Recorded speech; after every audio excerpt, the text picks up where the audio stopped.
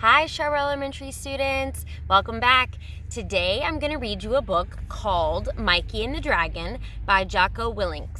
And Jocko Willink is a retired Navy SEAL officer and author, and you may recognize the children's book series Way of the Warrior Kid. So he has written Way of the Warrior Kid, and this is his children's book. And so this book is a little bit longer than the books I've been reading, and so it's going to take just a little bit longer, but I hope you stick with me and listen to it because it's pretty cool and it has a pretty cool message, and I hope you enjoy it. So this is Mikey and the Dragons.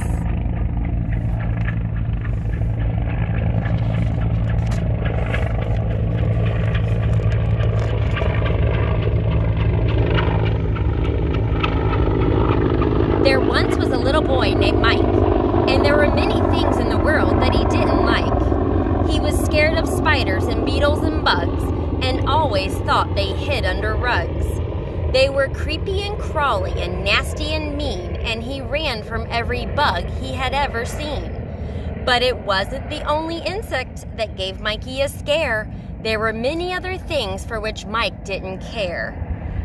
He left on the lights when he went to sleep at night. He was scared there were monsters ready to bite. Hidden in the closet or under his bed, he thought they might get him when he lay down his head.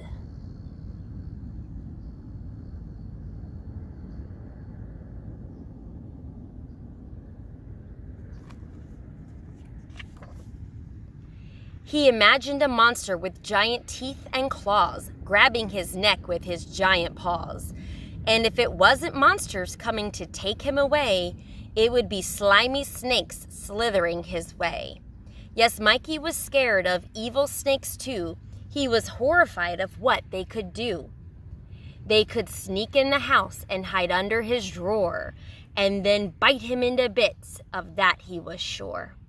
There were many other things that gave Mikey a scare, which meant there were many things that he wouldn't dare.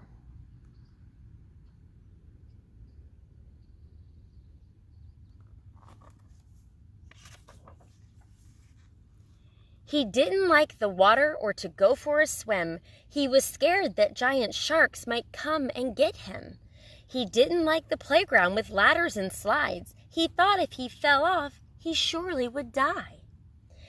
Yes, as you can see, things for Mikey were bad, and being afraid made Mike very sad. Because so many things scared Mike to the bone, it turns out that Mikey was often alone. He would sit by himself and look at the sky, and then he would quietly ask himself why. Why did so many things give him a scare? How could he ever overcome all that fear? How could he ever stand up and be brave? Or would he be afraid? Or would being afraid always make him a slave?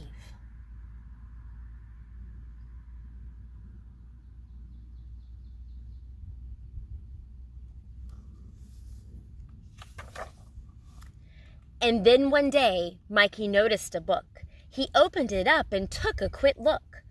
It had pictures of dragons with fangs like a snake, and all kinds of scary things that made Mikey shake. But in the pictures there was a boy too, who didn't look scared, but like he knew what to do. And even though Mikey was scared indeed, he decided that he would give the book a read. He opened the first page, which he eagerly read, and this is what the dragon book said.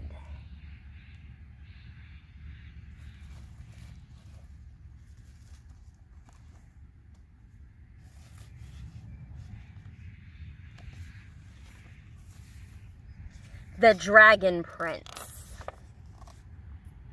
The Dragon Prince, as told by Sir Jake, Knight of the Sea, Air, and Land.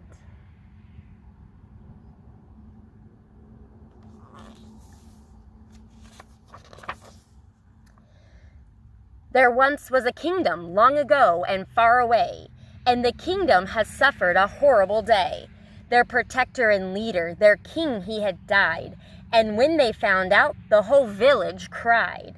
When the king was alive, he was a powerful force. Now they looked They took the dead king away by carriage and horse. They knew they would miss him, and that made them sad. But there was something else that made them feel bad. The king had always been so strong and so brave, and protected the kingdom from the dragon cave. The dragon cave was just over the hill, and filled with scary creatures that were ready to kill.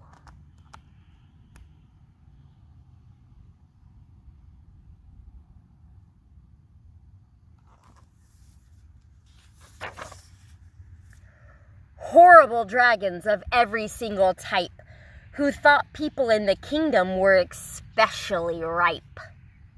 The people thought the dragons had breath of fire, and that the dragons stood 20 feet tall or higher. They thought the dragons had sword-stopping scales and powerful, long, razor-sharp tails.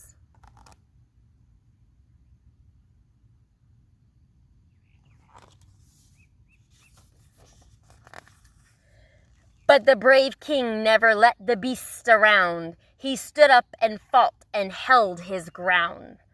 And as long as the king had been the king, none of the dragons could do a thing. Yes, the king always kept the dragons at bay by going out bravely into the fray. It seemed without fear the king would go fight. He'd beat the dragons and come home at night.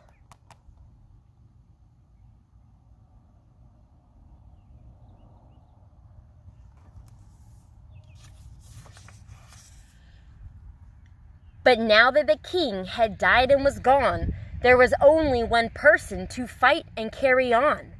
But that person wasn't big or mighty or strong. He, in fact, hadn't been alive that long.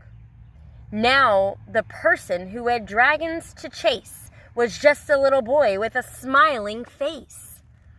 Yes, the person that must now stand up and be bold was just the little prince who was only 7 years old. And the people in the village just couldn't be sure that this young boy, the little prince, could endure. How could someone so young, so small, stand up to the mighty dragons so tall?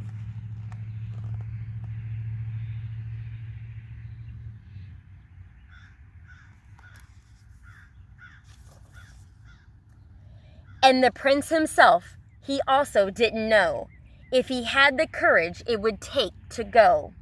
Because he was so little, so small, and so young, he didn't know if he could get the job done. How could he make the mean dragons yield when he could barely lift a sword and shield? But no one else dared to step up and fight, not the kingdom's guards or even the knights. So even though the prince was scared, he still knew that fighting the dragons was something he must do. So he went to the king's bedroom and opened the door, and went inside and walked across the floor.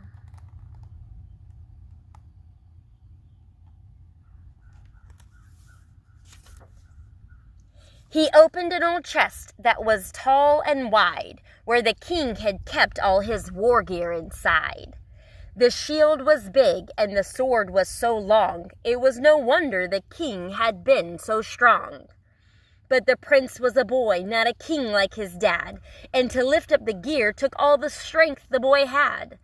And that made the prince get even more nervous, and he wondered if he was ready for this service. Fighting dragons was such a scary task. The prince to himself had some questions to ask. How could a little boy ever be a man? How could the little prince ever make a stand? But at the bottom of the chest there was a small note, and it looked like something the king wrote. So just when the prince thought it was over and done, he picked up the note, and it said, "To my son."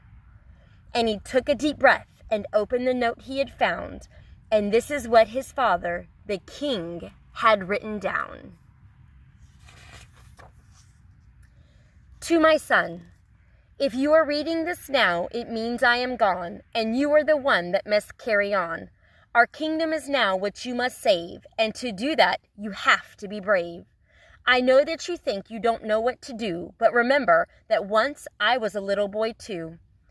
I was also small and had fear in my heart, and I didn't even know where to start.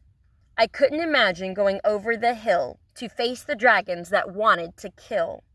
But don't worry, son, you will be just fine if you can keep these things in your mind.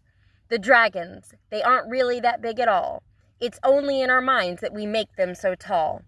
Inside our brains, things always get overblown, especially things that are completely unknown. But when fear settles in and gets hold of you, here are some things that you simply must do. Stand up straight and hold your head high and look at your fears right in the eye. Don't look away and don't try to hide. Know that you have great strength deep inside. When you stand up and go into the fray, you will feel your fears start to go away. And though there will be a horrible feel, the things you are scared of are not a big deal. This is not to say you won't feel a scare. Fear is a feeling that all of us share. Fear is normal for every person on earth, but this is where a hero proves his worth. A coward runs away when danger is near, but a hero will face things that they fear. So that is what you must do, my son. Face the dragons and do not run. And I promise when you meet them you will see that you are just as strong as me. The dragons that seem so mighty and mean are not ever as bad as they might seem. And most of the things that fill you with dread are usually just made up in your head. Your father, the king.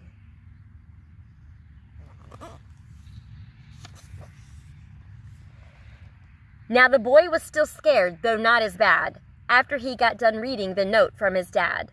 The next day he got up and began to get ready. He was still scared, but the note kept his mind steady. Of course, he still felt some fear in his mind, but he knew he would have to keep it confined. And despite all the fear that he had, he knew he needed to listen to his dad. So he picked up the shield and picked up the sword and held up his chin as he went out the door. The people of the kingdom knew where he had gone and the crowd in the streets, and it just kept growing. They stood up and they cheered and they shouted and smiled and hoped the kingdom would be saved by this child.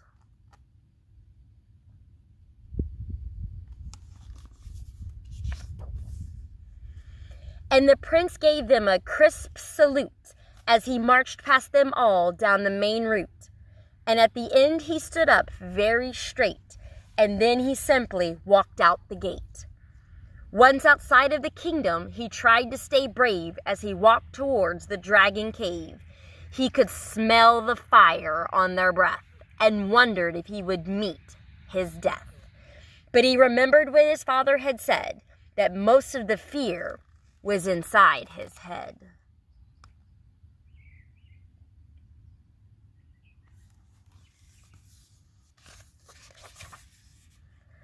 When he got near the cave, he looked all around, but he saw no dragons upon the ground. So he walked closer, and then he heard some noise, and thought it scared him a bit. And though it scared him a bit, he still kept his poise. Then he got to the edge of the cave and looked in, and saw countless numbers of dragons within. But when the dragons saw him, they scattered and hid, even though the prince was just a little kid. And the prince, he couldn't believe his eyes, because to the prince's great surprise,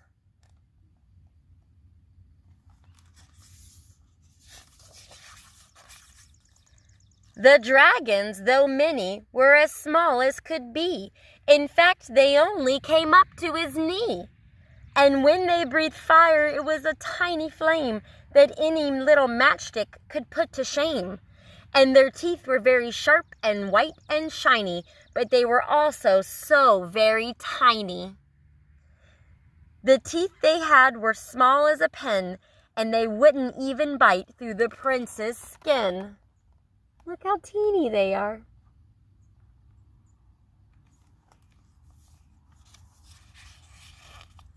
So the prince walked right up into the cave, just as a prince and a king should behave. And one small dragon came out looking sweet and sat on the ground at the prince's feet. And the prince was convinced by this little sight that his father, the great king, was absolutely right. The fear was just like the king had said. It had all been in the prince's head. So the prince left the cave and headed back to town, and all the people saw him come down. They clapped their hands and shouted with joy, like the kingdom had been saved by this boy. The prince climbed up and stood on the wall, and this is what he told them all.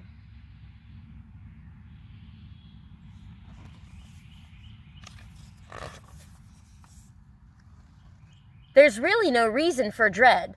All of the fear is just in your head. The dragons, they do nothing to us, and there really is no reason to fuss. So have no fear of a dragon attack. In fact, the dragons will never be back. And with that, all of the townspeople cheered, because the prince had killed their most feared. And the prince tried to tell them the dragons were small, but they wouldn't listen to him at all.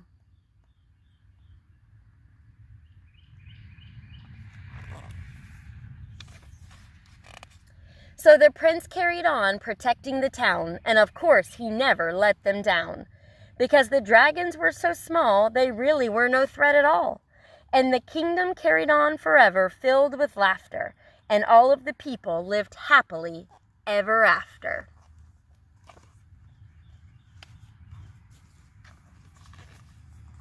And that was the end of the dragon book. And Mikey was so glad that he had taken a look. He realized something that he never knew. If you're afraid, there are things you can do. Instead of hiding or running away, stand up and face what makes you afraid.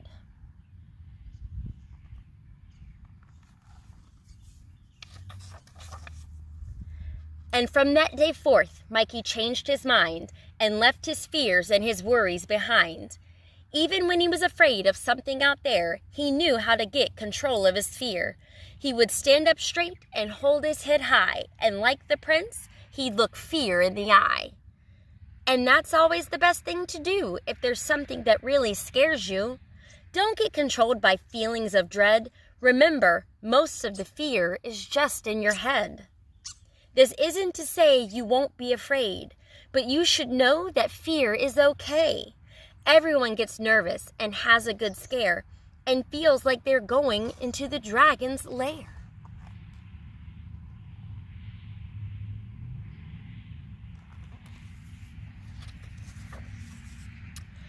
But when that happens and you don't want to go, think of the lesson the prince got to know. That when you're feeling so scared of it all, you just need to remember that the dragons are small. I hope you enjoyed Mikey and the Dragons.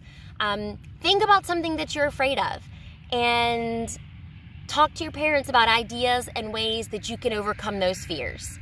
I want to say thank you to Jocko Willink for granting me permission to read this book online to you. And thank you to the book request. This book was requested by a student and a parent of Shawboro, and thank you to them for suggesting this book, and thank you to Jocko Willink for allowing me to read it to you. I hope you enjoyed it. I hope you think of ways to face your fears, and I'll see you next time. Bye!